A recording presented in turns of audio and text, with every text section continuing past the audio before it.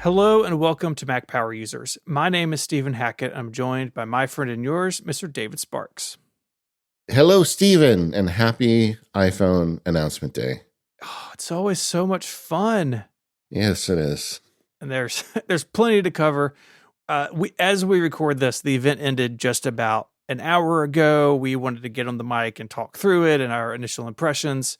Of course, there will be, I'm sure, much more of this to come. But if there's anything we miss or get slightly wrong, it's because it's the day of the event.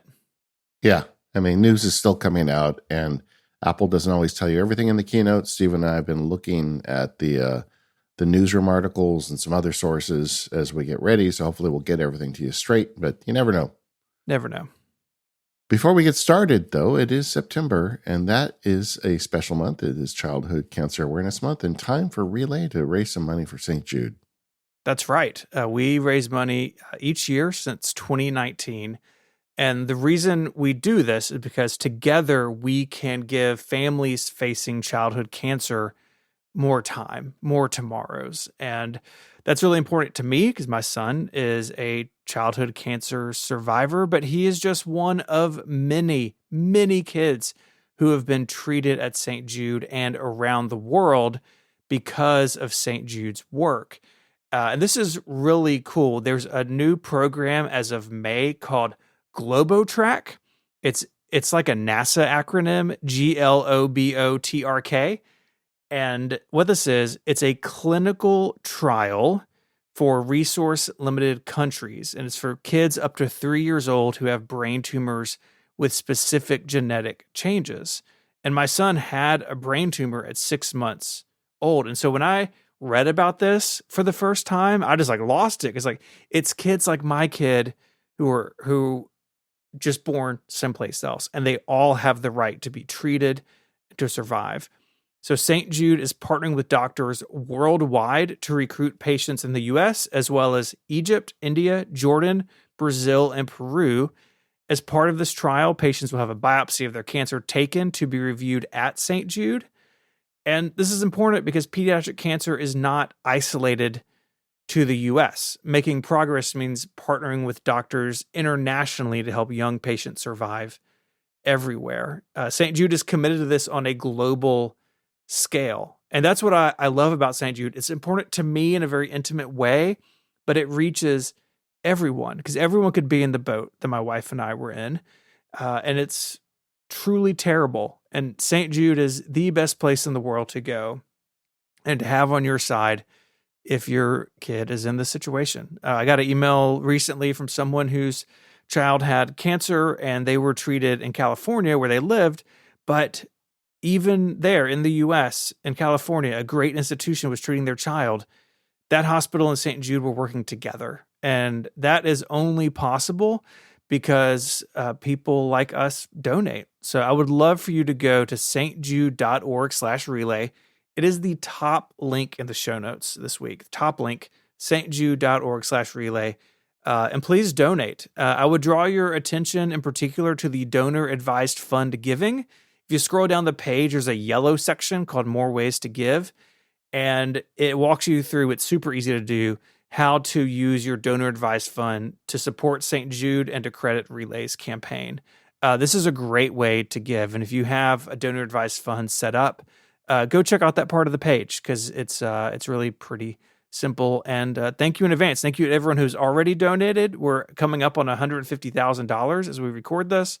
And that's incredible. There's lots of September to go. So please visit stjude.org/relay. Yeah, and gang, this is a week that a lot of us might be spending a lot of money, and it doesn't hurt to throw a little bit towards St. Jude at the same time. Mm-hmm. So, that being said, let's talk about spending some money. Do you want to just follow the order that Apple took it in today? I think that's the way to go. And I will admit it was not the order I thought they were going to go in, but we will get to that in a little while. Yeah, so they kicked it off with the announcement, kind of an expected. In fact, before we get into it, let me just talk about hardware and rumors. We got almost no surprises today. I mean, if you've been following the rumor chain, almost all of this stuff has been telegraphed. Sometimes we hear from a few new software features, It is not as exciting as it used to be because the hardware chain leaks so heavily, especially through the case manufacturers. But I still enjoy these events. I mean, what's your feeling on that? Uh, I'm sure Apple finds it frustrating, and I certainly miss the days of, something gets announced hardware wise, and it's like the first time we've seen it. Like, remember the first time we saw the iPhone or the iPad or the Yeah. MacBook Air, right? That one really sticks in my mind because it was like unlike anything else they'd made at the time. But it's just hard to do in the world that we live in now, where, I mean, if you read that Apple in China book, which I totally recommend to everyone, there's a lot of moving parts in making these things, especially the iPhone. And so I think it's inevitable. It's a bit of a bummer, but I'm not sure anyone could do anything about it. Yeah. Agreed. Agreed. And I think Apple still does a good job of explaining the story. And even though you might know what's coming, hearing the details, hearing their explanation of it often really helps me get a better context for how it fits. And Apple is very good at storytelling around their products. So I actually enjoy these, although I think these hardware announcements are usually the least number of surprises in them.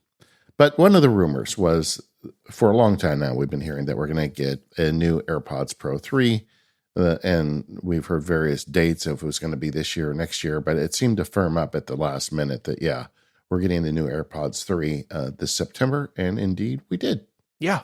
Yeah. The AirPods stuff looks really great. I mean, the AirPods Pro 2 are so good. And the threes really build upon that success.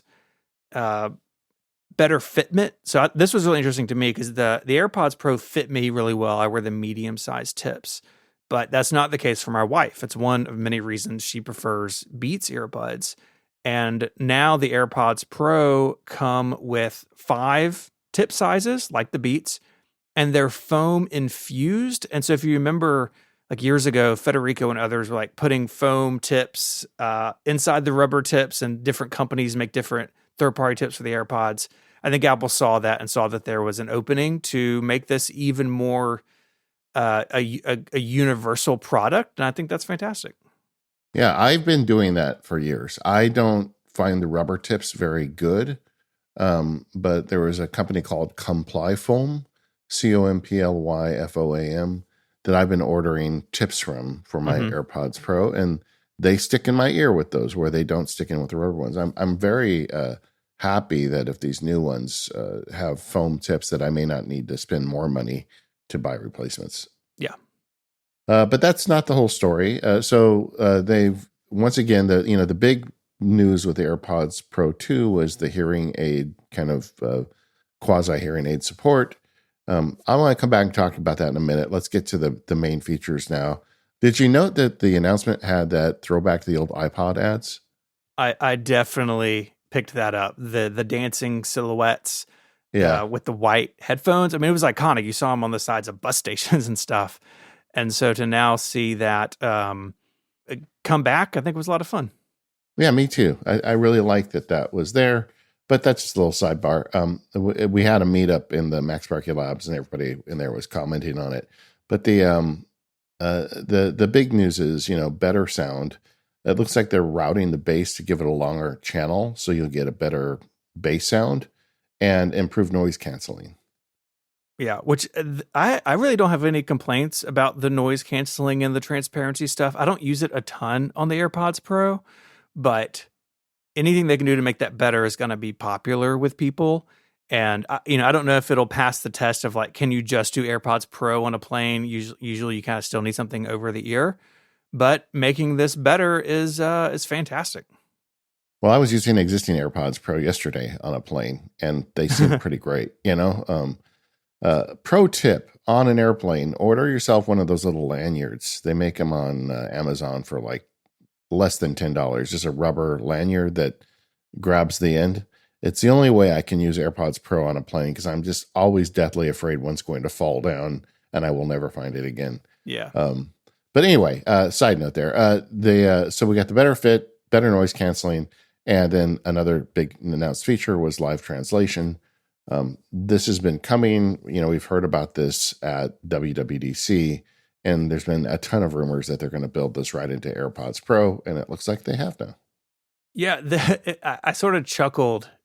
Every tech company has done a demo of Live Translate. Like that's like it feels like tech marketing people. It's like that's the gold medal. It's like, can we have somebody walk into a hotel in a different country and like get booked into their room successfully? Yeah. And the thing that really caught my attention feature wise, though, was of course, if you and I are both wearing AirPods and we speak different languages, we just hear each other and they use noise canceling to sort of downplay the human's voice. So you hear, I guess it's Siri's voice translating. But what if someone doesn't have AirPods and you have an AirPod, but the person, in the hotel in some other country doesn't? Well, you can use the translate feature on your phone and it will read out the translation as well, like on the screen. And so both people don't have to have AirPods. And as soon as I saw that, I was like, this feels really well thought through because not everyone's going to have AirPods Pro 3 around the world. And having it work in conjunction with the phone just seems super smart to me. It's the universal translator. I mean, we saw this on Star Trek 20 years ago, 30 years ago. I honestly didn't think I would see it in my lifetime. But this is part of the boon of artificial intelligence. I mean, some of the AI stuff is definitely overrated, but I feel like transcription and translation are two things that have just completely been changed by the existence of AI. Yeah, absolutely. I did notice a couple of times Apple said machine learning instead of AI, particularly around some of like the health features. I don't know what they said in the translate section. I don't remember, but that jumped out at me too of like, oh, they're trying to back away from some of the negative implications of that and use machine learning instead. We'll get to that. I know a lot of that was in the Apple Watch section.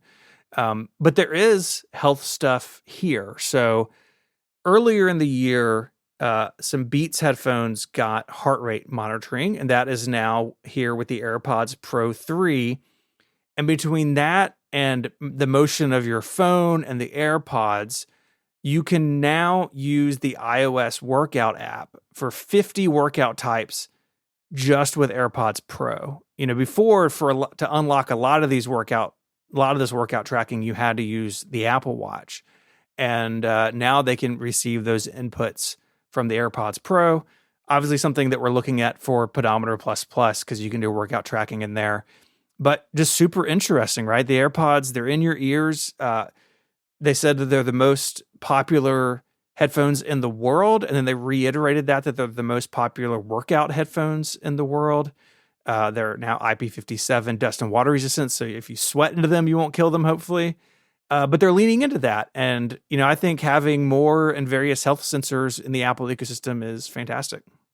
Yeah. And it's interesting because you and I have talked about the idea that maybe they should make a ring or a watchless band as a health tracker for people who don't want an Apple Watch. This kind of heads that direction. I mean, it's still not sleep tracking and there's some other things you don't get, but putting a pair of AirPods in for a workout seems like a natural and may allow you to leave your Apple Watch at home or just not get one. I do wonder what this will mean for watch adoption for people specifically interested in fitness. Maybe I'm sure they do research on this. Maybe their research says a lot of people want access to the workout stuff that we offer, but they don't want to buy an Apple Watch or it's too expensive or it doesn't fit their lifestyle. And the AirPods Pro 3 are still pretty expensive, right? I think they're $249, cheaper than an Apple Watch, but maybe that gets more people into the fitness ecosystem with the iPhone. And then maybe it's a Halo product. Maybe it's like, oh, look how well it works with AirPods. Maybe I do want an Apple Watch in the future. So I'm curious to see how that'll go. Yeah, I do think that if people want to like really track fitness, you'll get a lot more data with an Apple Watch. Yeah. And I'm sure that chart, if it doesn't exist by the time the show publishes, is going to exist shortly after. And you'll see that they are not a replacement entirely, but at the same time, I just think it's good that they're making these things smarter. And it's also kind of just nuts, right? That you're getting heart rate monitoring from a little thing you stick in your ear. That's kind of crazy when you think about it. Yeah. All right. $249 on sale today. Mm-hmm. You can go order them today. Yep. In fact, I did. Well, I'm gonna save that for later. Whatever. We'll save it for later. But yeah, I did. Yeah, I'm super excited about this. I mean, for a long time, my AirPods have been like, if I lose them or they get destroyed or something, like I will go to the store and replace them. I use them every day, sometimes for a long time each day, and very excited to get the upgrade. Yeah, I guess I should mention really quick because I have publicly started using hearing aids, Hmm. and part of the process of me getting them was using the test on the Apple AirPods Pro that said, "Oh yeah, maybe I need to get it checked out and Sure. go in and get some better stuff done." It is interesting to me. Hearing aids are better than AirPods Pro for hearing aid use in a lot of ways, but they're also worse in some ways. Like the Bluetooth standard in my hearing aids, which are pretty top of the line, does not give you the fidelity of sound you get with a pair of AirPods. But they're also like out of the way. People don't even realize you have them in your ear, and like there's a lot to be said for like traditional hearing aids. But I hope that Apple continues down this road. And as I understand it, doing my own research, that the Bluetooth standard for hearing aids is actually improving, and in the future they'll have better fidelity. But it just seems natural for me for Apple to help push this forward, and I'm glad they're doing that. And that's something you should also consider if you're of a certain age. Yeah. Just turn them on, see what it does for you. Okay, we also got an updated Apple Watch. The Series 11 now lives. It does. Sometimes these events can be a little cookie cutter. So we got the video. Man, look, I get it. It's emotional and important. The intro video of the watch saving people. I will say it really got me with like the car upside down in the pool. Like, whoa. That was you. That was you. I don't like it. But something about this video I noticed is like they just had some people. Usually, a lot of the people they feature in these videos seem like they're like super fit, right? Hmm. And they had people without super fit bodies talking about their story about how they had used these things to get to improve their health. And I think that's an important story to tell. I'm Oh, glad yeah. that they did that. I felt like that was an angle we saw this time that we don't normally see. But you're always going to get what I call the video, right? The Hmm. Apple Watch saved my life. And yeah, so the Series 11 is the same design as the Series 10, so that thinner, kind of flatter design. I think it looks really great. I didn't really expect a refresh on the Apple Watch body. They tend to go 2, 3, 4 years before a redesign. Um, every single product that has glass, it was mentioned. It was mentioned here. Uh, it seems like ceramic shield or some version of it is now on the watch, twice as scratch resistant as the Series 10, which I think is really important on a watch because, I mean, if you're like anything like me, I bang my watch into stuff like all the time, right? Like on the door jamb, or if I'm working in the garage and like, bump it against something. So anything to make that screen more resilient to scratches and damage is always welcome. Um, but David, I wanted to ask you about the 5G support because I don't actually know. Do you use cellular on your Apple Watch? I don't have it currently turned on. The I have in the past used it, and then I'd get to the end of the year and look at how much money I spent on it versus how often I used it, and I turned it off. But it's up to, I guess, the user. Like if you work out a lot and you leave your phone home, it's probably a pretty good idea. But how about you? Yeah, it is. It is off. I had it on for a long time. I just never used it. Like it was never. I never went for a bike ride or a walk or something without my phone. And so yeah, I was like, especially now that I have two teenagers with iPhones on my cellular plan now, I was like, you know what? I'm gonna save that whatever it was, $15 a month with AT&T. And Yeah. so I don't have cellular on my watch, but the new watches have 5G support. They talked a lot about the antenna design and what they could do to make that. I mean, it seems incredible to me. It wasn't that long ago that 5G was new on the iPhone 12, and now it's in the watch. Like clearly, they're making big strides in that area. It is powered by the S10 system on a chip or system and package, what they call it in the watch, and that's the same. So not a processor bump this year. But again, this is something they don't do every year. And like, when is the last time an Apple Watch felt slow? It's like it's not needed every year. Yeah. And I think particularly in a year like this year, where there's probably other challenges in keeping the price the same, maybe you just keep making the S10 and not spend time and effort on a new process for the Apple Watch. And yet, I mean, it did get some improvements. Like the 5G does matter, Yeah. and the irregular, was it the hypertension notification? That's another Super feature cool. that I think a lot of people are going to be super interested, including one of the people in my house. So it does feel like they're continuing to push it, but but I agree. This does not feel like a huge year. One thing I was going to ask you about, because they also announced some of the software features in this section. It looks like they've improved the sleep tracking stuff. They have like a sleep score, and they've got better, a more user friendly system for sleep tracking. What do you think of that with the work you're doing over there on Sleep Plus Plus? Yeah, I will say the cross forward Slack was like Sherlock. I think it's fine. Yeah, They're doing a lot of things that we do in terms of bringing information together with a readiness score. And really, Apple's had a lot of those pieces for a couple of years now, like with the vitals and some other things. They're sort of just repackaging it in a way that we do it and the auto sleep does it and others. So, we'll see. One thing that's nice about Sleep Plus Plus and some other third-party apps is that sleep tracking is automatic. You don't have to tell the watch or phone that I'm going to sleep. You don't have to put it in sleep mode necessarily. So, like, if you take a nap after church on a Sunday for 2 hours on the couch, like maybe I did on Sunday, I get that sleep tracking data. I don't know if Apple's gone that far yet, but I think it's fine. The watch does a lot, or the watch and the phone do a lot of things that third parties can do, and we've been fine. So I think it'll be okay. yeah, I agree. I feel like all that does is push people towards more professional apps, Yep. right? It's like, oh yeah, how do I take this to the next level? It's a nice update. It wasn't a huge update last year. The watch got the huge update. If you haven't looked at an Apple Watch Series 10 or this new 11, it is a lot thinner. I mean, noticeably thinner, if that's a thing. And you don't like the Apple Watch because it's too thick on your wrist, this may be something worth checking out.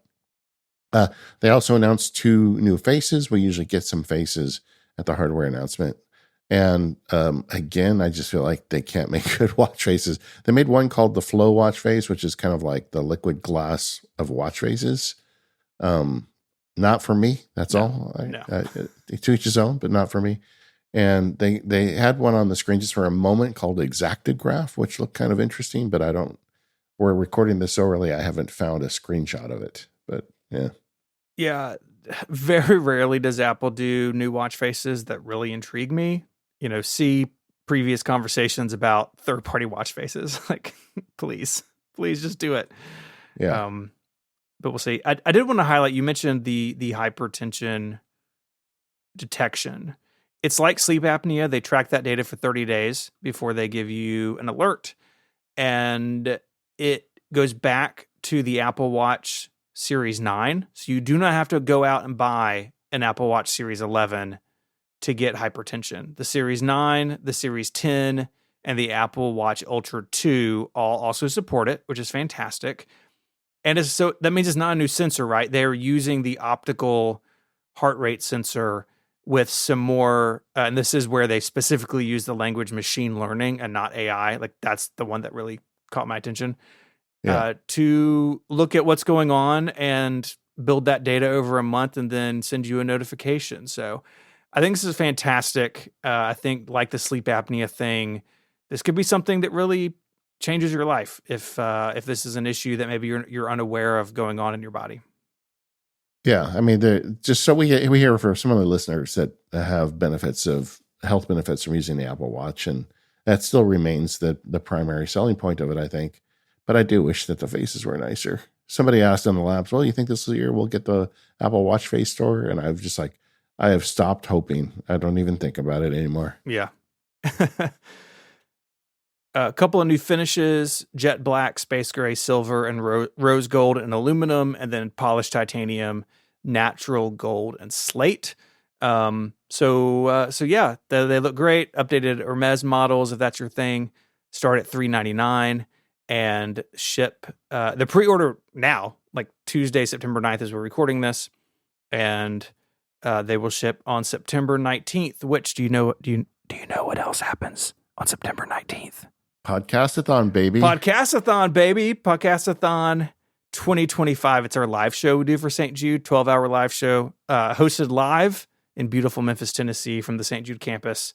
You got to check that out. It's over on Relay's YouTube channel. It'll be fun. All right. I wasn't sure we were going to get an Apple Watch SE, but we did. And that's the more budget-friendly Apple Watch. And it got some really nice updates. Yeah. One of the themes today I think we saw was the way a feature starts on the highest tier product and just works its way down the line over the course of years.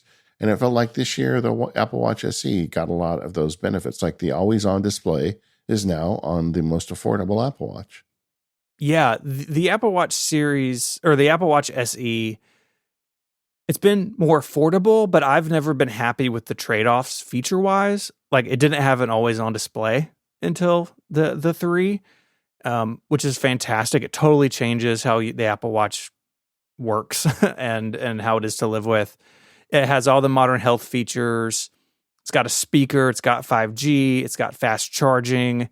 Still starts at $249. If you're going to slap a watch on a kid or a parent or somebody, this is the one to get. And really, I think without much reservation at this point, I think it's really come a long way. Yeah. It gets gesture support, always on display, 18-hour battery life, and fast charging. And you're going to get in for a lot less money than you spend on any other Apple Watch. So if that's what you're looking for, you know who you are. This episode of the Mac Power Users is brought to you by 1Password. Go to 1Password.com/MPU and secure all your sign-ins to every application from any device with 20% off. 1Password is the industry-leading password manager for work, family, and life that both Stephen and I use every day. With 1Password, you can keep your digital life secure while staying productive with the industry's most usable password manager. Yeah, that's right. You can have your cake and eat it too. You can actually be secure on the internet without having to spend a lot of time worrying about it. That's because 1Password does all the hard work for you. You just need to remember your 1Password and you're good to go. With 1Password, security isn't just a feature, it's their foundation. Their industry-leading security model ensures your sensitive information is always protected and gives you actionable alerts to threats. You can manage all of your information and credentials in one place, secured with your fingertip. With the family plan, you can take control of your entire household's security, and you already do a lot to keep your loved ones safe in the physical world. Why not also protect them online with an easy-to-use family password manager? This has been really good in my household. I got my kids working in 1Password years ago, and now they have really good security habits. So I feel like that's an extra benefit. Even though security is complicated, 1Password isn't. You just open the app and get going. It always knows your password, even when you don't. And with it, you can easily create unique and strong passwords, so no longer do you need to use the same password over and over again, which is a security risk to you. You can share your passwords with confidence and get insights at a glance with their Watchtower service, which scans your saved items and flags known data breaches, weak and reused passwords, and websites you use that support the passkeys. It really is an all-in-one security suite for your entire family, and you can go and sign up for it today. Get 20% off your subscription just by going to 1Password.com/MPU. That way they know you came from the show, and you get a nice little discount on your subscription. So go check it out today, 1Password.com/MPU, and protect yourself and your family today. Thank you, 1Password, for all of your support over the years of the Mac Power Users.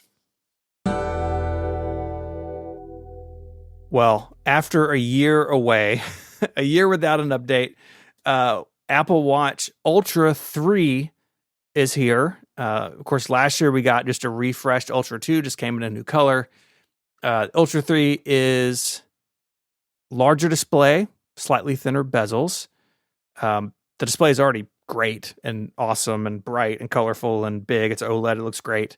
Even better, faster refresh rate and always on mode. So this has really bothered me about my Ultra, that if you use one of the Ultra watch faces, which I think are all kind of ugly, but if you do, when your wrist is raised, you have seconds. And when you don't, the seconds disappear. And it makes the time like change size when you lift your wrist. And that just like was a deal breaker for me with those watch faces. Now it can go down to that 1 hertz refresh rate, keep the seconds ticking all the time, and that seems silly, but I think it's really going to be nice to have that those watch faces in particular benefit from it. Yeah, agreed. And it was time. One of the big announcements was satellite connectivity. So you can now send out an emergency SOS just from your watch. You don't need your phone if you're stuck in the top of a mountain. In order to do that, they say they doubled the signal strength. So that's kind of impressive. And they're bragging it's getting 42 hours of battery life. Jeez. And when I got the first, because I have the Ultra One, Yeah. the first year they released it, and I just remember being shocked that I would get to the end of the second day and still have plenty of gas in the tank. Mm-hmm. That's not true with this watch anymore now. I think it's 3 years old now. I'm trying to remember, but yeah, it is definitely suffering on the battery front. Same. So that's cool that they've improved upon it. Yeah, I'm in the same boat you are. Good to see this. It comes in the same colors, the black and the natural, and some updated band colors. And one thing that the regular watch has had, the Ultra hasn't to this point, is options for bands with reflective thread. So if you're out walking or running at night, it's just one more way for an oncoming car to see you. And the trail loop, which is the Velcro-y one, it's the one I wear most days, now has reflective thread in it, which I think is fantastic. And all of this is the same starting price of $799. The Ultra only comes in one size. They all have cellular. Now, you don't have to turn it on, but they all have cellular. And again, will ship on September 19th. So it's a good year for the Apple Watch, I think. Oh, yeah. I think so too. Not every year is going to be super flashy. I think we see that in the Series 11, but the Ultra and the SE both got, I think, pretty meaningful updates. And if the watch is not a product you need to upgrade every time, but if you're on a Series 6, 7, 8, now seems like a great time to upgrade. And if you're on an original Apple Watch Ultra like we are, maybe time as well. But yeah, I think they're going to sell a bunch of these. Yeah, agreed. Now we shift to the iPhone. It's hard to believe. It's a new iPhone already. Yeah. They did not rename it. It's iPhone 17. No 26. Are you surprised? No, I'm not surprised, but I'm a little disappointed. I would have preferred that the iPhones got the same designation representing the year of release. Mm-hmm. Me too. You mentioned in the notes, and I definitely clocked it too, that they started with the colors. So it's lavender, mist blue, black, white, and sage. They were all sort of, they're not pastel-y colors, but they're gentler colors, right? They're not super vibrant this year. Why do you think they lead with the colors on the 17? I kind of think it's what matters most to a lot of people, honestly. Yeah, probably. To me, in my nerd brain, I just thought, well, we're not going to get very many improvements if they're starting with the colors. But then they actually had quite a few improvements. So I was misled. 6.3-inch screen, a little thinner. It now has ProMotion. This is another example of a feature working its way down the line. Yes. So even at the entry-level iPhone, you get that nice ProMotion screen. And it's always on, which is great. Yeah, and so the lock screen and the always on screen, you get all that. I think it's kind of a nice update. Oh yeah. They spent a lot of time talking about Ceramic Shield 2 across the whole event. Mm-hmm. I don't really, they've got a bunch of scientific terms for when they do this, but I always wonder how much of that is just marketing. Yeah. And Apple has this deal with Corning, and they made it sort of a political event. Because Corning is here in the U.S. Yeah, Maybe they just really want to kind of reiterate to the world, like, "Hey, we're doing this." Ceramic Shield 2 supposedly 3 times better scratch resistance. The screen also has, and I assume the Pro phones have this, but they didn't mention it, a 7-layer anti-reflective coating. It's not a matte display. It's not. It's not like if you go buy a MacBook Pro or an iPad and say, no, I want the nano texture. It doesn't seem to be that, but they've done something here to reduce reflection while increasing brightness. So up to 3,000 nits peak outdoor brightness. I know our friend Casey Liss has talked a lot about this, and I'm certainly in agreement with him. It's really frustrating if you're using your phone outside and because of heat, the phone will throttle back the display and make it dimmer right when you need it to be the brightest outside. We're going to get to the iPhone Pro where they've really dramatically changed the way the phone is built and how it's cooled. But I'm hoping that the iPhone 17 can sustain that brightness kind of in more extreme conditions, or it doesn't really matter. Like I don't need it to be 3,000 nits brightness when I'm in my air-conditioned home office. I want it that bright when I'm out on the soccer field with my kids. So we'll see how that pans out, I think. Yeah, agreed. The chip is the A19, not a surprise. What is it? I think 4-core and then 5-core GPU, if memory serves. I might have that wrong. I didn't write down the number of it's 6-core CPU, 2 performance, 4 efficiency, 5-core GPU. Okay. And then 16-core neural engine. And they did display stuff so it can drive the always on and the ProMotion. Yeah, because I knew the Pro had the 6-core. So I guess maybe this is just a Bend Pro chip, or is this a separate chip? This is the kind of thing we don't know this early. One of the things they said was increased memory. And I put that in quotes because they didn't say it now has 12 gigabytes. But I think that's what they mean when they say increased memory. I don't know. Yeah. And if you look at the tech spec page on Apple's website, unclear what this means. They don't really talk about RAM very much in the iPhone. And they really the times they have, it's in direct correlation with Apple Intelligence, which they certainly mentioned, including in this section of the event, but they're much more ginger about it right now, I think, until they can get kind of where they want to be with it. So who knows? They're much more subdued. But if you look at like the Google event, when the Google announced their new phones, they were showing off all the features that Apple promised. Yeah, they did. They already have in their device, and they really had a good time with that. I still kind of have faith Apple's going to get this sorted out now that they've turned the Eye of Sauron onto the problem. But but I do think that it's pretty. They were a little sheepish about it today with good reason, because they don't have a lot to show. But, one of the weird stats they say is it can charge 50% in 20 minutes using wired charging, which means it probably doesn't have the MagSafe fast charge that the other devices do. But you got to make compromises when you get the budget phone. Yeah. Or I guess the entry phone. Entry level phone. Yeah. That was a little unusual, but I think it's fine. I think a lot of people who buy the entry level phone are going to use wired charging.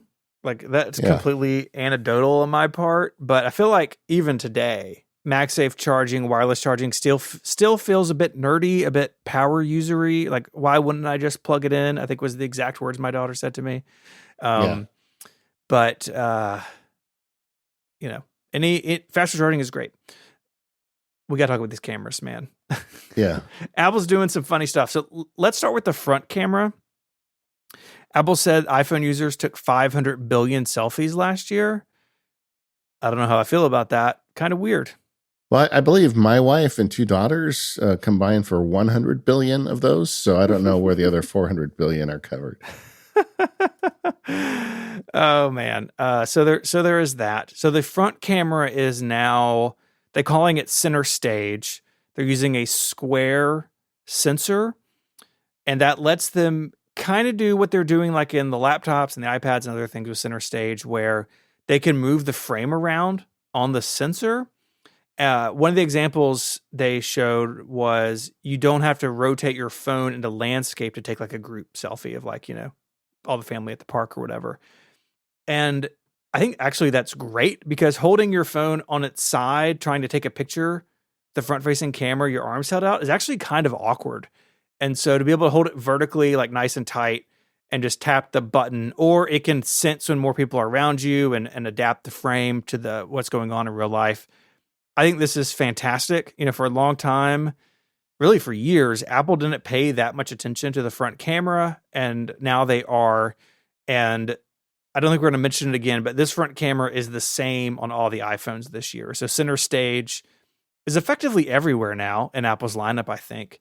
And I think that people are going to love it. Maybe next year it'll be 600 billion.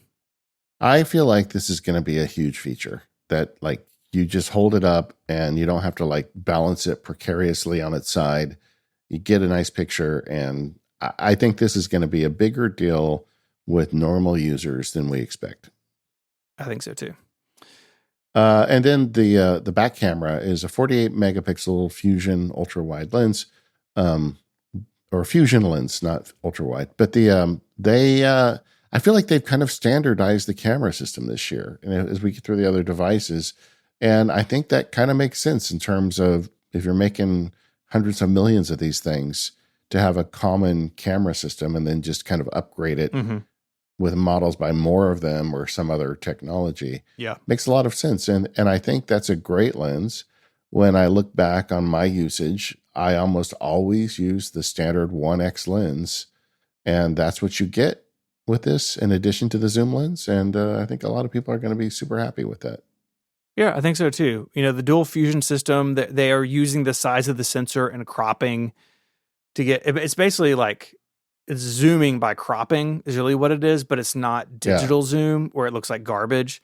And it's certainly not what the new Pixel phone is doing, where you can zoom way in and then it uses generative AI to like fill in what it thinks the scene is, which I don't love from a philosophical standpoint. Yeah.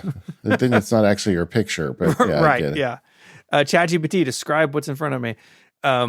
It's also doing the thing that Apple's done for a while now, 48 megapixel sensor, but it defaults to a 24 megapixel image because it's using data from both sensors and kind of picking the best of both. So you end up with a 24 megapixel image, which of course is smaller, easier to share and sync and save. It's good for everybody. And I certainly have had no complaints. That's how I've shot on my phone. So I have never turned that off. 24 megapixel pictures look great on the iPhone. And I suspect that this camera will really be no different. And, I think for most people, this is the right balance of features. If you need more, you got the Pro, right? But I think for the vast majority of iPhone users, the mainline phone has the best camera set for them. And it's starting with 256 gigabytes of storage now, which I think is kind of a huge deal. That was on one of those bento box slides. Yeah. I'm not sure they mentioned it, but most people are going to go in and just buy the entry-level one. And in the past, that meant that they might have been memory constrained. At 256, I think for most people, they're going to be just fine. Yeah. Oh, absolutely. Yeah, they did a weird thing in the structure of this event where most of the pricing and like storage specs were at the end. I think they did that to really reiterate that the pricing is the same. A lot of people thought things may go up. I certainly figured the Pro phones would be more expensive. Now you can go higher when we get to the Pro phone. There's a 2 terabyte option for $2,000, but the starting prices are the same. And I think Apple wanted all that together. Like, no, look, we're able to do this. We're Apple. They're able to make that work. Certainly a surprise in a world where a lot of other things that has not been the case for. This episode of Mac Power Users is brought to you by Ecamm. If you're looking to get into video and you use the Mac, you need Ecamm because it's the leading live video production and live streaming studio built for macOS. It's great for everything video, streaming, recording, podcasting, and presenting. You can stand out from the crowd with screen sharing and multiple cameras and this really cool live camera switcher. You feel like a director when you're using Ecamm Live. And so everything's built in. It's great for simplifying your workflow. You can get started quickly and have everything on hand whenever you're working with video on the Mac. My favorite feature is that these people, the Ecamm team, they get the Mac. It's very easy on the Mac to have a piece of software like this that doesn't feel native, that doesn't integrate the way that you expect it to. And Ecamm Live works and acts like a Mac app should. And that's important to me. I think it's probably important to you too.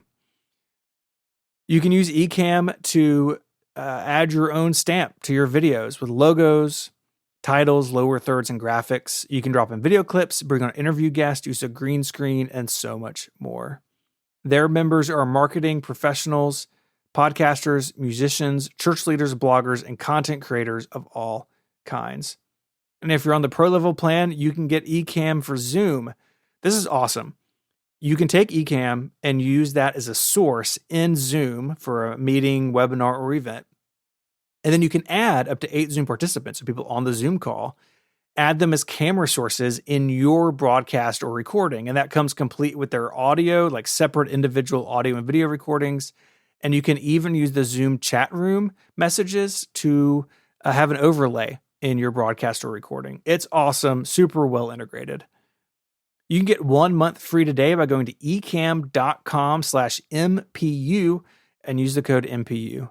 That's 1 month free of Ecamm Live at Ecamm, ECAMM, ecamm.com/MPU. And then they announced a new phone, the iPhone Air. Did you expect them to call it the iPhone Air, by the way? I thought it would have 17 in the name. Yeah. But iPhone Air, I figured Air would be the moniker. That seems to make sense to me. Yeah. I think this was the first time we heard the term plateau, the iconic plateau. That was the term the developers. Oh, and the other thing, did you notice all of the design videos had somebody with a British accent? One, it was a guy and one, it was a lady. But apparently that's the Johnny Ive legacy, is that all design videos need to be narrated by somebody with a British accent. Yeah, hey, it works for me, Yeah, yeah. Totally fine. Yeah, this phone is crazy thin. They had John Turnus, the hardware boss, explain it and talk about it. And you mentioned a second ago, plateau is the word.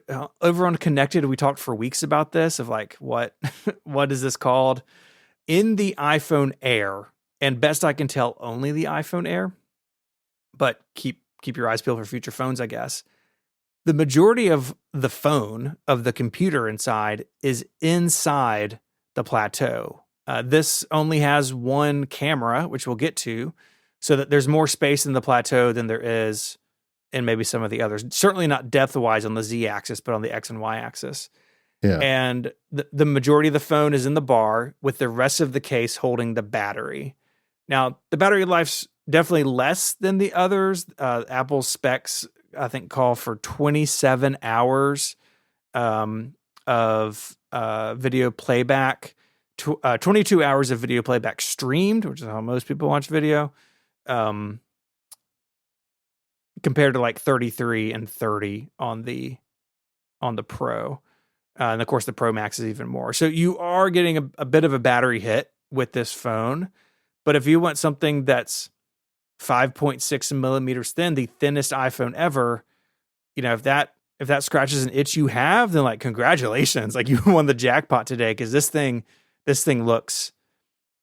I had the feeling, David, with the iPod Nano and the MacBook Air, just holy cow, how did they make that? I felt that when I saw this phone, maybe for the first time in a long time from Apple. Yeah. Well, they do a really good job of emphasizing its thinness in every product shot and every video. So it's they know what they're doing.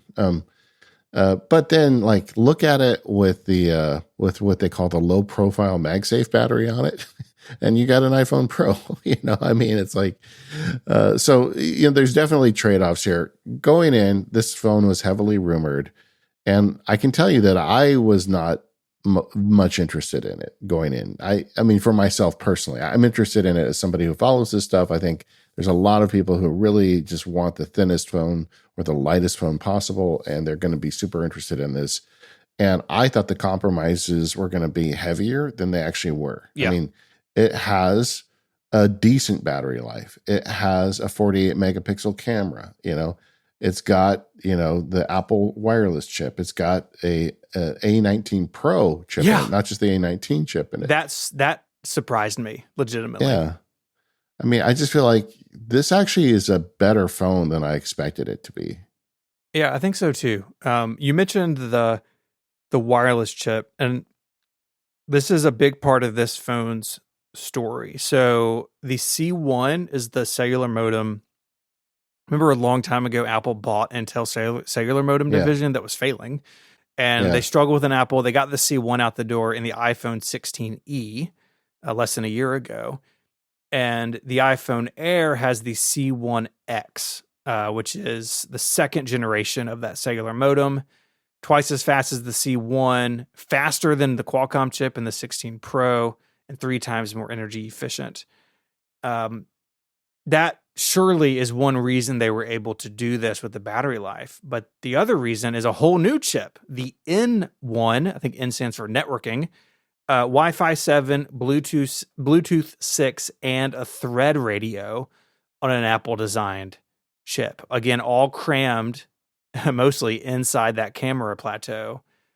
Absolutely bananas. Clearly, a lot of technology went into this phone, and I'm shocked that it's the mid-level phone at $999. This is not the high end of the line price wise, like a lot of people thought. yeah. Well, I also feel like that whole story around Apple and its mobile, its cellular chips is a very slow boil, but it's boiling, right? And so now they got it in the iPhone Air. I wouldn't be surprised if next year maybe it's in the Pro, and even eventually they're going to have it all the way up and down the line. Yeah. But yeah, I think that's a success story for Apple. It's just taken a long time. Yeah. Oh yeah. They've been working on the modem thing for years. And I mean, they thought through so much. This is the only iPhone this year that's eSIM only. For a long time, phones have been eSIM only in the US, but in other markets, that's not been true. But an eSIM has been, like, just for me, has been fantastic. I moved it between a bunch of phones, done it for other people. eSIM is fantastic. This phone is eSIM only worldwide because they needed the battery life. And they Yeah. reiterated that again in the Pro section, saying the Pro gets better battery life if you get the eSIM because the SIM card takes up so much space in the phone. And in a phone like this, the thinnest iPhone ever, clearly that space is at a premium. And so, yeah, it's trade offs. But I think I'm very happily surprised at the trade offs they made. And I think it's going to be really cool. I think it's going to be really cool. Now are you sure that they're only making the eSIM model? Because the way I heard it was if you get the eSIM model, it has a long 2 hours of extra battery. That was for the Pro. The Air is Okay. eSIM only. Okay. Well, there you go. Yeah, it's better than I thought it would be. So much that I was after the section, I was like, oh, that wouldn't be a bad phone. And I really feel like they did okay with it. I'm waiting for real world results on battery life. That Yeah. I think is going to be the real killer. It always is with the small phones. And maybe they licked it this year, but we'll have to wait and see. Yeah. This is going to be one where the reviews are really important to see, again, like what people are actually getting, what it is actually like to live with. I think it's going to be fine for a lot of people. You mentioned the battery pack. So the MagSafe battery pack is back. It is only compatible with the iPhone Air. That is called out on the product page. That is surprising to me. I figured if you're going to bring it back and make it work with everything, but they haven't for whatever reason. But that does dramatically increase the battery life of the iPhone Air. So if you get an Air and you're worried about that, get a MagSafe pack, put it in your bag, for the afternoon or whatever. But I'll be curious to see what the attach rate is for the MagSafe battery pack. Do most people leave an Apple store with the iPhone Air and a battery pack? It'll be interesting to see how that goes. This episode of the Mac Power Users is brought to you by Steam Clock. Go to steamclock.com/Mac for design and development from demos to details. Steam Clock Software is a design and development studio that ships great mobile apps. They work with growing tech companies to level up their customer-facing experiences on iOS and Android. Often, Steam Clock's clients know they need a great mobile app to grow their business, but they don't have the capacity to build one themselves. Or if they take a first crack at the problem, they often wind up with an app that's kind of janky. What all of Steam Clock's clients have in common, though, is that they care about great customer experiences. While Steam Clock can build apps using React Native and other cross-platform tools, they also have deep expertise with building excellent native apps in Swift and Kotlin. They're also great at helping companies weigh the trade-offs of these different approaches. So if that sounds like you, if your business is growing and you want your customers to have a great app experience, visit steamclock.com/Mac and get in touch with SteamClock. That URL is steamclock.com/Mac. Get in touch with them to see how they can help. And our thanks to SteamClock for their support of the Mac Power users and Olive Relay. And then we get to the big boy, the iPhone 17 Pro and iPhone 17 Pro Max. Yeah. I mean, Two words. Cosmic Orange. Cosmic Orange, baby. So excited. I don't know. I just like orange. And I've always wanted them to make one like this. So as soon as they made the Apple Watch Ultra with that orange button, a little seed got planted in my head. What would it be like if they made a whole phone of that color? And they did it. They did it. And this phone is built in a way that's unlike previous phones. So it is aluminum. And I know on Upgrade, they were talking about like, well, how does Apple talk about that? Because they were stainless steel forever, the Pro phones. Yeah. And we should say the Air is titanium and shiny titanium on the sides instead of a matte rails, which is the shiny rails I don't really like. But the Pro is all aluminum.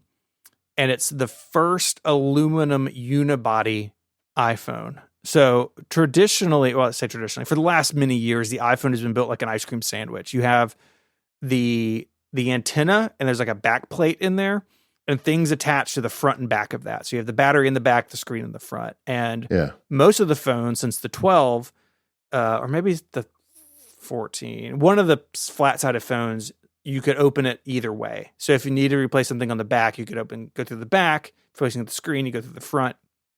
This phone is different than that.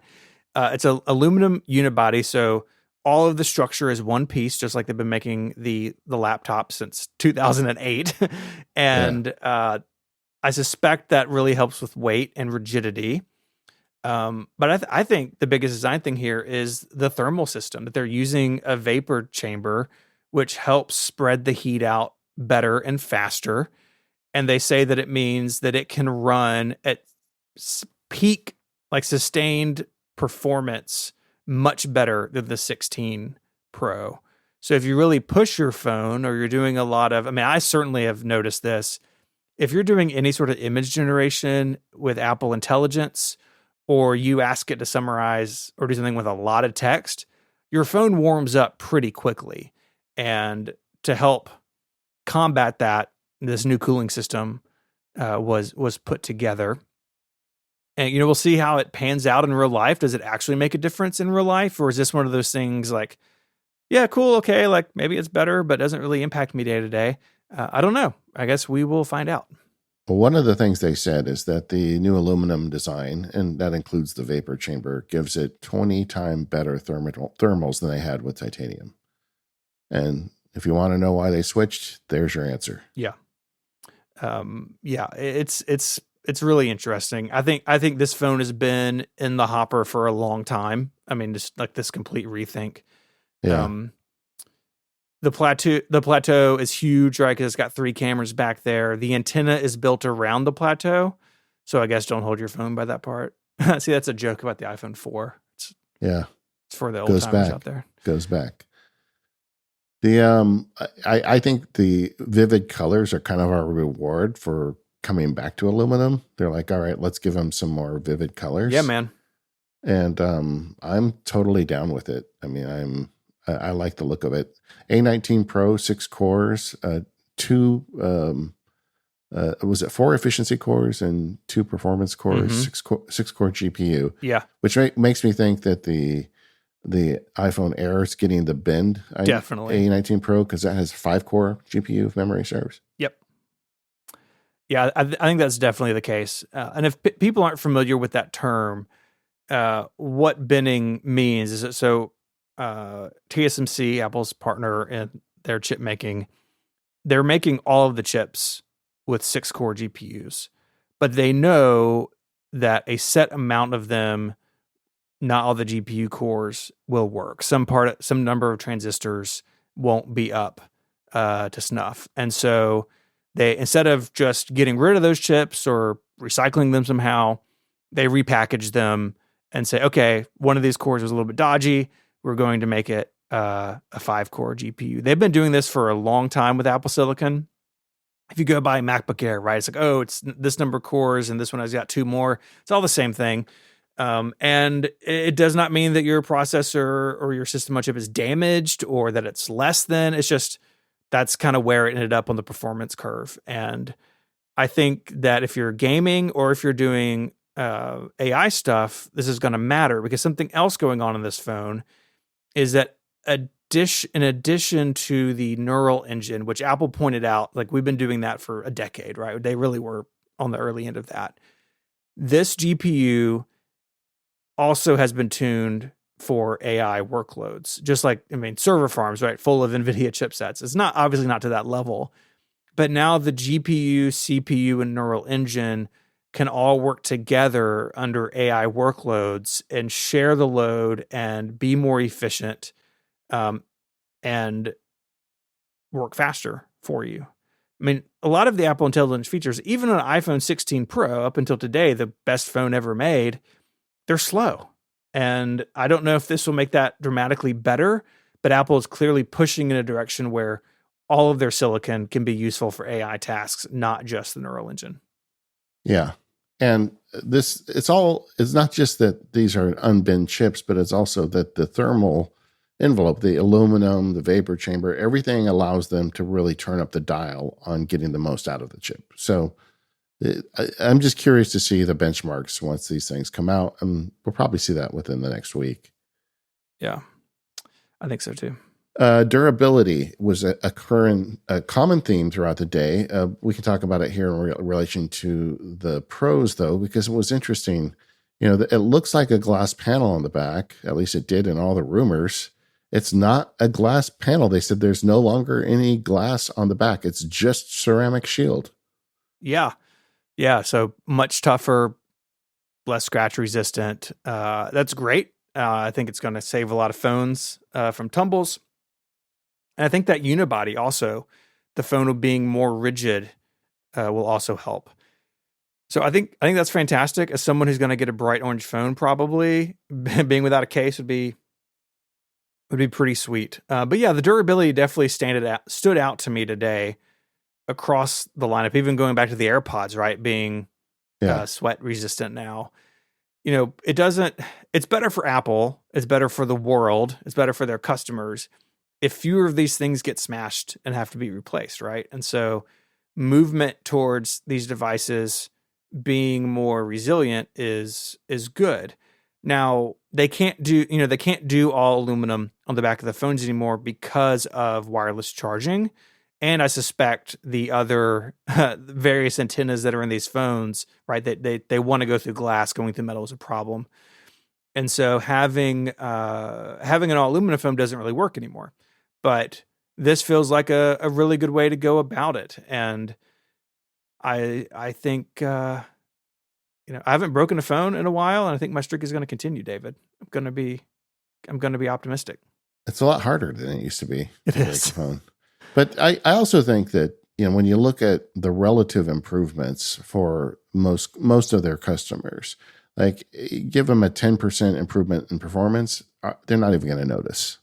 Like they just won't notice, because the way people use these devices, they're not pushing the envelope. Mm-hmm. But increased durability, everybody will notice that. And I think that's probably a smart move. Yeah. Let's talk about cameras for a minute. Yeah. The front camera, again, is that center stage setup. The rear camera, for the first time, all 3 are 48 megapixel sensors. It's been the case forever that the main camera was the best one, and the other 2 stepped down in quality. Now, the optics are still going to be different, right? But they're going to be much closer in terms of the sort of the image generation across the cameras should be more similar. Telephoto is 4x and 8x thanks to a new tetraprism design. And the Pro, that's some of what is taking up the space in that plateau. Because the tetraprism, if you remember, it's that little maze for light to go through before it gets to the sensor that gives you the optical zoom. And so that has been reworked for these new lengths. And macro mode makes a return. They say that's going to be better too. So yeah, I'm really excited about this. The Pro camera, I mean, they shot this video on the iPhone. Jaws, pointed that out. That's been true for a long time now. They've used the iPhone in this. You can do real grown-up photography and especially video work on an iPhone, and they're just continuing to lean into that, including with this cool feature that you hold your phone up and it shoots from the rear and front camera at the same time. And it's not in the main camera app. You got to use the Final Cut camera app, and there's some APIs for other cameras. I'm sure others will do it. But if you're filming something and want your response to it at the same time, you can do that. And I can't imagine the horsepower that takes to pull off just computationally, but they feel like they can do it. And I think that's going to be a fun feature. Not for me, but I think a lot of people younger and cooler than me are going to enjoy it. Yeah. I mean, the thing that's interesting to me is I've always kind of trained myself that I default to the 1X camera. In fact, I mentioned that earlier in the show because I want to get the best lens. And with this new one, I suspect you'll be able to go to any camera at any focal length and be pretty happy with the results. And that's something that I'm going to have to retrain myself on. Yeah, I think I found myself with the 16 Pro more willing to change lenses, especially to the telephoto. But I think that will only continue. There are some other Pro stuff going on in the video land. So ProRes RAW capture is here, and something called Genlock. So what Genlock is, and I'm not a professional, but my understanding of it is a way to synchronize the clock basically across multiple cameras. And that means, as Jaws pointed out in the keynote, if you're shooting multiple angles, it's really easy to sync them up in software. So you can cut very easily between the cameras. And it means you can do even more extreme things. They showed the bullet time thing, which like the Matrix did back in 1999 with rudimentary technology compared to what this is. But this is now, it's a pro feature. I'm never going to use this. But people who are using the iPhone in the real world doing real production work, I'm sure they cheered with this, about this. And it's supported through a Blackmagic dock, an external dock. And I'm sure others will follow.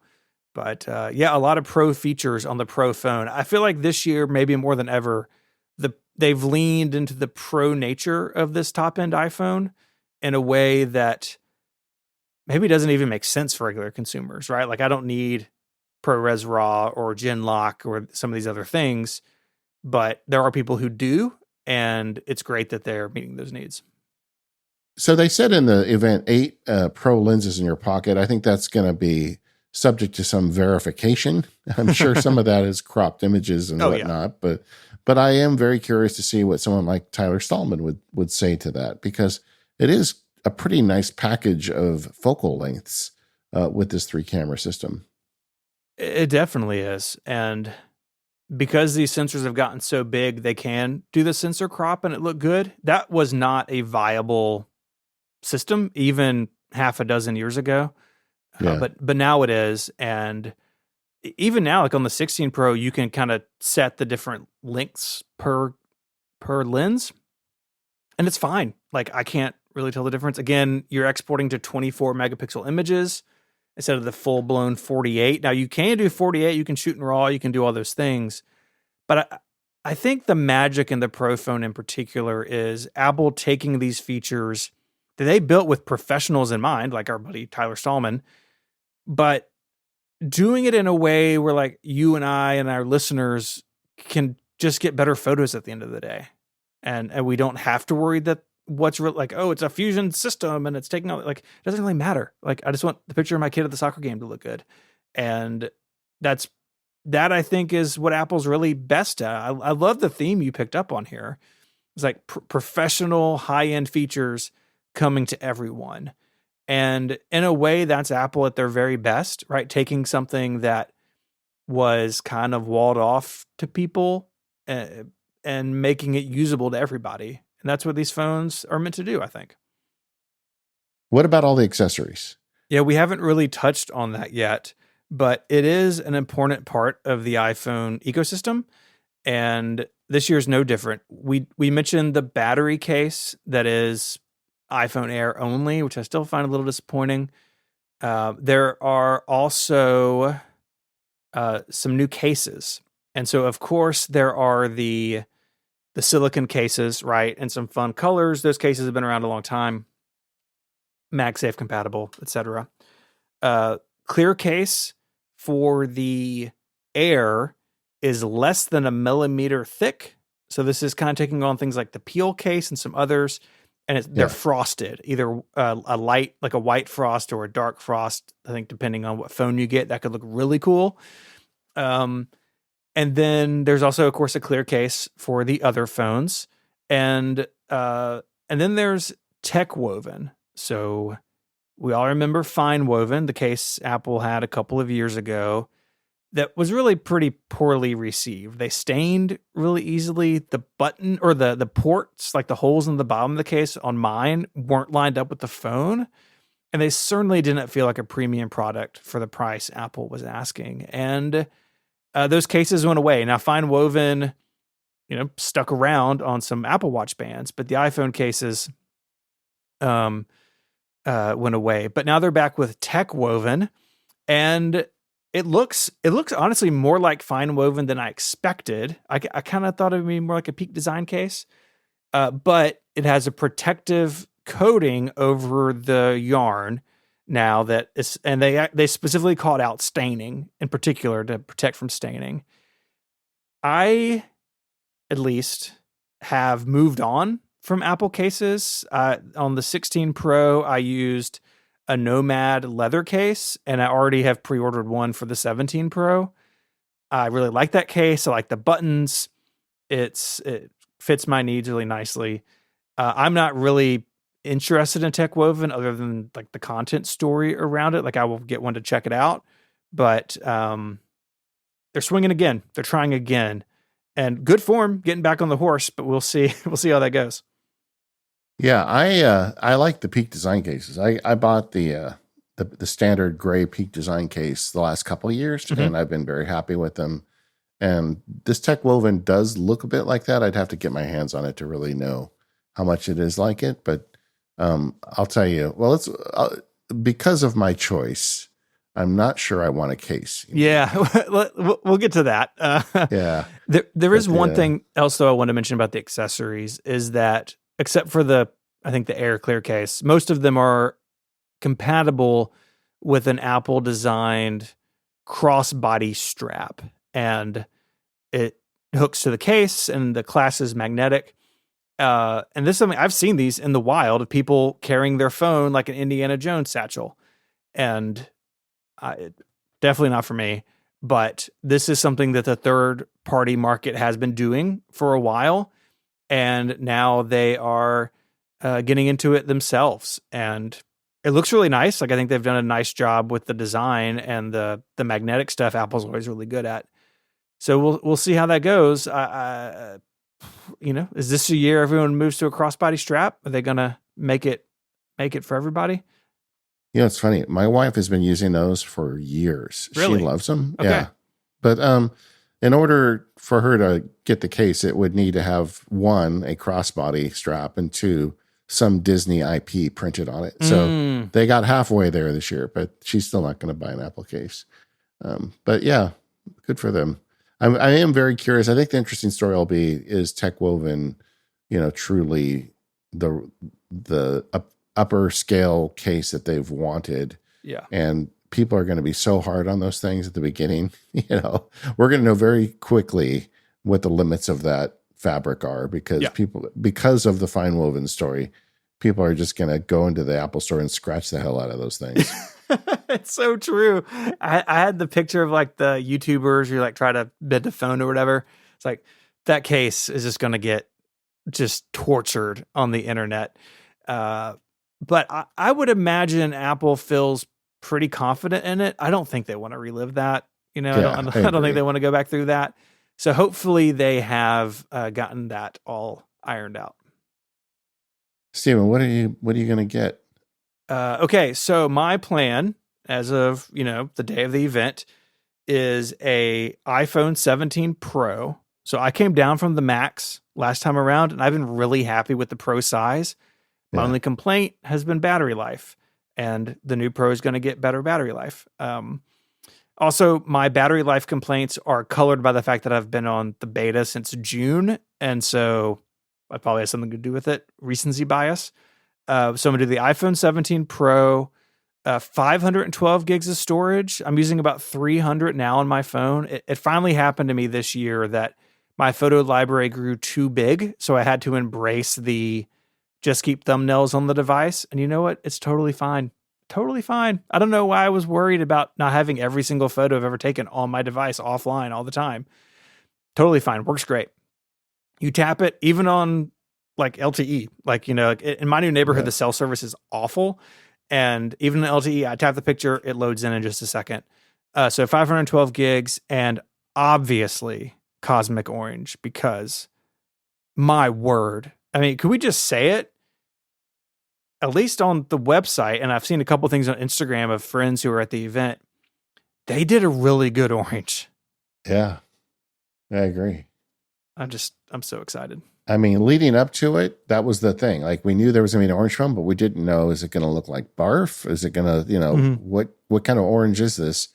And it looks to me very close to the orange on my Apple Watch button. If not, if anything, maybe a little more vivid. And they are leading with it on the website, boy. If you go to apple.com, you will see it.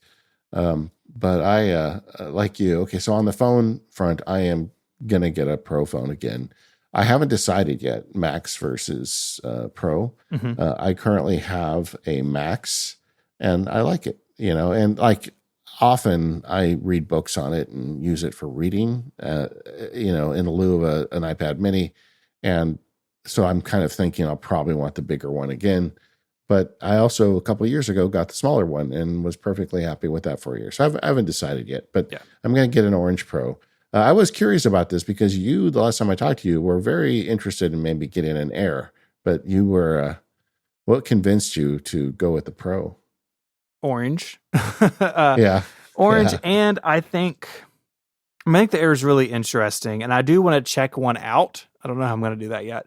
But I was talking to a friend of mine about this earlier today before the event. We were just like texting back and forth. And the iPhone Air is like the iPhone that my heart wants. But I know just in my own usage of the Pro phones over the years that I do use all three cameras. And I do on a lot of days, especially if I'm out and about, the battery life, on the Air, that worries me a little bit. And so I think the Pro for the cameras, and that color is so good. Like if it had been, and I've got a link to The Verge, they have a hands-on already. It looks great in their pictures too. If it had been a wimpy orange or not a good orange, maybe I would have gone with the Air. But the Pro phone has been really good for me for a long time. I really like the smaller Pro. And so the Air, I think, like I said, I want to check it out, but I think I'm going to let this one pass me by. And I think I'm going to be okay with that. The thinness and lightness is compelling, but I don't think for me it's quite compelling enough to give up the camera system. Yeah. I'll likely get the Max size. I don't know, but I don't think I'm going to order any cases. I'd like to get this thing and use it without a case for a while and just see how that goes. Yeah. I mean, I do get Apple Care on my phone, so that is in essence a type of case. So that's what I'm going to do on the phone front, and then the rest of them get handed down. This one gets handed down. The existing 16 gets handed down to my wife this year, and then hers goes to the sister-in-law. We have a whole trickle down system of iPhones in the house, but that's the plan on the phones. Okay, what about the watch? Are you going to update your Ultra? Not right now. Okay. I'm in the same boat a lot of Ultra One owners are in. And it's not that the Ultra 3 isn't compelling. I mean, I don't use cellular, so that doesn't really matter, but the satellite stuff is cool. I think, I like the design. I love the way the Ultra looks, but I think I'm going to put it off for a little while longer and just kind of see how this watch does. I've only had the watchOS 26 beta on it for a little while. And so the battery life, that didn't really impact the battery life like it has on my phone, which I'm thankful for. But I'm going to give it a little bit. The Ultra 3 may be something I do maybe even mid-cycle, because I feel like the Ultra, at least, is really defined in what it is. I mean, it's only been 3 generations, but it's the big, bulky, chunky watch that I like the look of. And so I don't worry that if I did an Ultra 3 like in December for Christmas or something, that I would regret that in the fall. But the other thing is, I typically do this. We've talked about this on the show on and off.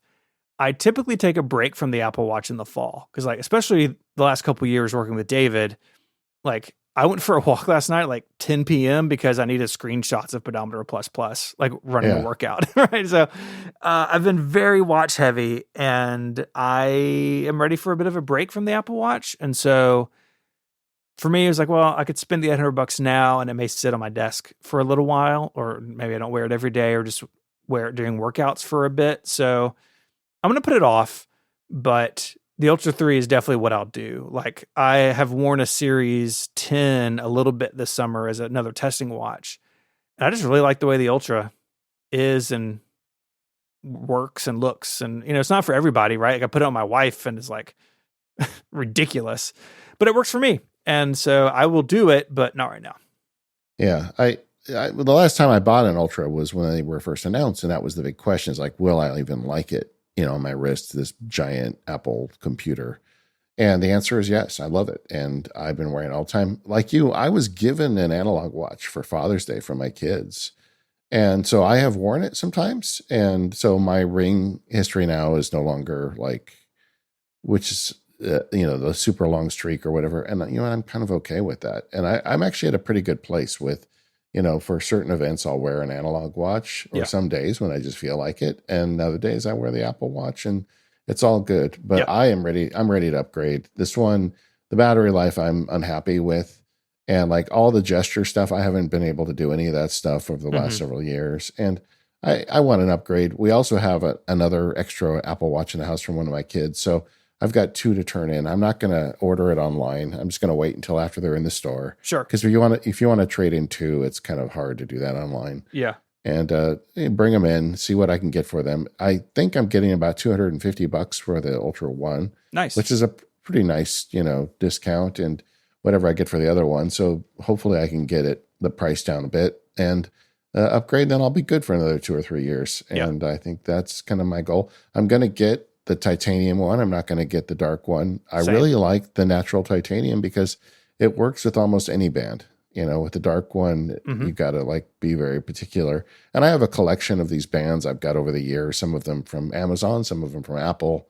And I really like switching the bands out. So I'm looking forward to getting one more. And I'm going to upgrade it, but I'm going to do it in the store probably in a couple of weeks when all the dust settles. Fantastic. And well, just to say, the other thing is, and I need to, the hypertension stuff to me matters for Daisy, my wife, who has heart things. And I need to check the fact that it goes back to the 9. I think her existing watch will cover it. If she's on an 8 or before, I'm going to trade her watch into and get her a new one. Because I just think that's useful for somebody with heart trouble. Yeah. I am ordering AirPods Pro 3, already have actually, for pickup on the Saturday on the 20th, because again the 19th is the podcastathon. Very excited about AirPods Pro 3, and the 2 I think are going to go in the drawer, because I was like, is anybody in my family need earbuds? And first of all, that's kind of gross, but everyone's good in my household on headphones, and so the AirPods Pro 2 will just hang out. But yeah, that was, as soon as the page was up, I was like, bam, order the AirPods Pro 3. Because again, like I really love them. I use them a ton and excited about those new features. And even if the new features don't matter that much to me in the long run, I think like the heart rate stuff and things will be useful. So yeah, I guess are you doing AirPods? This is an expensive year for both of us. Yeah. I already ordered mine. They're showing up next Friday. So yeah, I'm in. I really want the AirPods Pro to be kind of my only AirPods. And the having hearing aids, I wondered if, do I even need AirPods anymore? But the answer is I do. Sure. There's a lot of things I do where the hearing aids don't work. And like they're okay for listening to a podcast, but they're terrible for listening to music. So I'll just take them out when I listen to music. And with the AirPods, I can make like audio adjustments to them to match my hearing loss. So it actually sounds pretty good. And just like even when I'm doing like Zoom calls in the labs, I just put an AirPod in my ear. Yep. So I don't have to wear the big cans. And there's just a lot of things I use AirPods for, like, I use them all the time. And to me, this is a no-brainer. It's just like such a great product. Yep. The last thing I think we'll say announcement-wise, it wasn't in the event, but it came out afterwards. Monday, September 15th is iOS, watchOS, iPadOS, and macOS 26. And so next week you have a guest because I'm tied up at St. Jude with the Podcastathon stuff.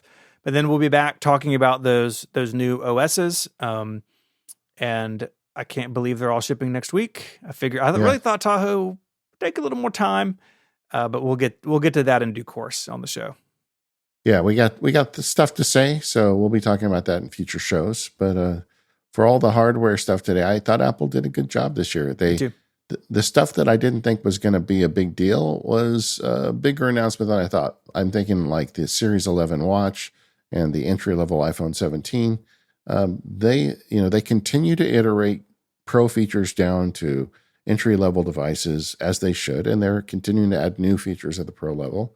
I mean, they're doing their job. The Apple hardware team is very good, and Apple is a very valuable company for a reason. Yeah. Yeah. I think they really killed it this year and made meaningful progress across, I think, basically everything they announced. That's not true. That's definitely not true every year. I mean, see the Ultra last year, right? It's like a new color, basically nothing.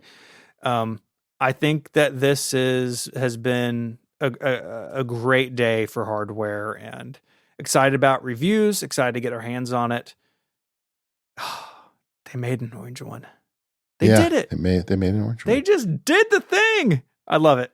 One of the observations that we had back when they first announced Apple Intelligence is it felt like Apple got caught with its pants down a little bit in terms of the RAM and the available devices, and just kind of setting up their hardware to optimally run artificial intelligence. And to me, it feels like this is the corrective of that. If you look at the stuff they did today, a common theme was that they increased the memory, they increased the AI processing power. Like if the software team can deliver, which is still an if, but if they can deliver on a truly useful kind of Siri update and an improvement on Apple's AI tool set, it feels to me like the hardware is now absolutely ready for that. 100%. All right. We're the Mac Power Users. You can find us at relay.fm/MPU for feedback and membership. If you'd like to join and become a More Power Users member, you get an ad-free extended version of the show. Today, we're going to be talking about, in the More Power User segment, about what's left for Apple in 2025. So we'd love to have you join. Go to relay.fm/MPU and sign up. We'd love to have you on board. Also, thank you to our sponsors, 1Password, Ecamm, and Steam Clock, and we'll see you next time.